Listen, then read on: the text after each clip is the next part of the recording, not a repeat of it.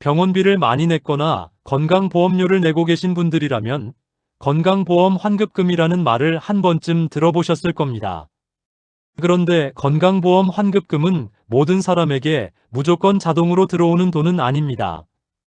병원비를 더 냈거나 1년 동안 본인이 부담한 의료비가 일정 기준을 넘었거나 건강보험료가 잘못 납부된 경우 등에 따라 환급금이 생길 수 있습니다.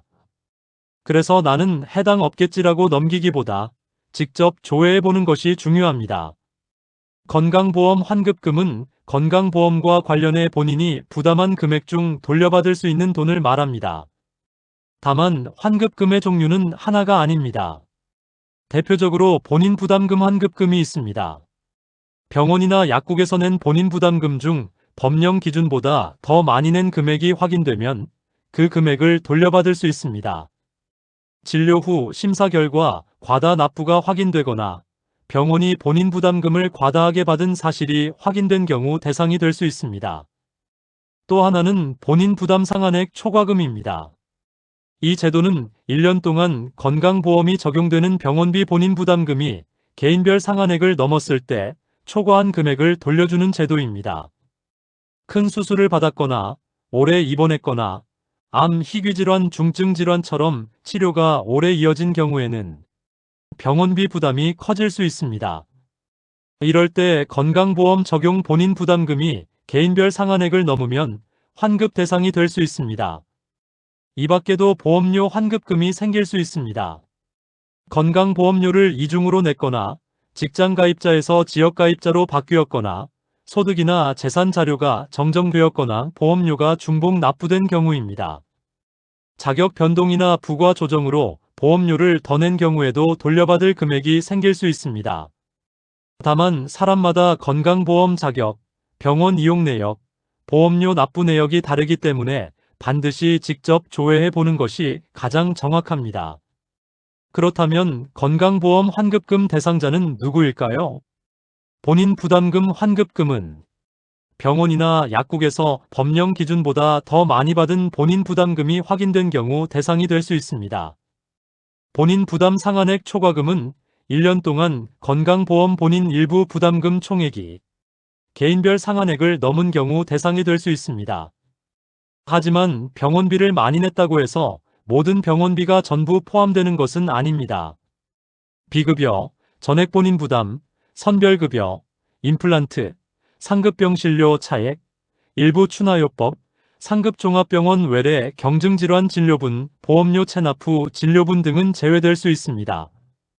건강보험 환급금은 국민건강보험공단 홈페이지, 더건강보험 앱, 정부24 등을 통해 조회할 수 있습니다. 가장 기본적인 방법은 국민건강보험공단 홈페이지에 접속해 로그인하는 것입니다. 공동인증서, 금융인증서, 간편인증 등으로 로그인한 뒤 민원 서비스 또는 개인 민원 메뉴에서 환급금 조회 신청 관련 메뉴를 확인하면 됩니다. 미지급 환급금 통합조회, 본인 부담금 환급금, 본인 부담 상한액 초과금, 보험료, 과혼합 환급금 등을 확인할 수 있습니다. 스마트폰 사용이 편한 분들은 더건강보험 앱을 이용할 수 있습니다. 앱을 설치한 뒤 본인 인증으로 로그인하고 환급금 조회 또는 민원 서비스 메뉴에서 미지급 환급금이 있는지 확인하면 됩니다. 정부24에서도 건강보험 환급 관련 민원 안내와 신청 서비스를 확인할 수 있습니다. 컴퓨터가 편한 분은 국민건강보험공단 홈페이지나 정부24를 이용하시고 스마트폰이 편한 분은 더건강보험 앱을 이용하시면 됩니다. 앱 사용이 어렵다면 국민건강보험공단 고객센터 1577-1000으로 문의하거나 가까운 공단 지사에 문의해도 됩니다. 조회했을 때 받을 수 있는 환급금이 있다면 신청 절차를 진행해야 합니다. 환급금 종류에 따라 방법은 조금씩 다르지만 보통 본인명의 계좌 정보를 입력하거나 지급 신청서를 제출하는 방식입니다. 본인 부담금 환급금은 환급금이 발생하면 국민건강보험공단에서 지급 신청서를 보냅니다. 신청자는 예금 계좌와 예금주 정보를 적어 공단 지사에 접수할 수 있습니다.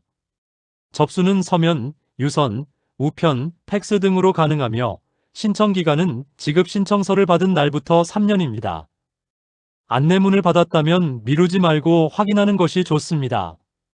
본인 부담 상한액 초과금은 공단이 지급 대상자를 결정해 안내문을 보내면 대상자가 본인 계좌 또는 지급받을 계좌를 적어 신청하는 방식입니다. 방문, 우편, 유선, 인터넷 신청이 가능합니다. 다만 가족이나 제3자의 계좌로 신청하려면 가까운 공단 지사를 방문해야 할 수 있습니다. 이 경우 위임장, 신분증 사본, 가족관계 증명서 등이 필요할 수 있습니다. 그래서 본인 명의 계좌로 신청하는 것이 가장 간단합니다. 계좌 명의가 다르거나 가족이 대신 신청해야 한다면 먼저 국민건강보험공단 고객센터 1577-1000으로 문의하는 것이 좋습니다. 조회했는데 환급금이 없다고 나와도 앞으로 계속 없다는 뜻은 아닙니다. 특히 본인 부담 상한액 초과금은 진료받은 해의 의료비를 나중에 합산해 정산하는 경우가 있습니다.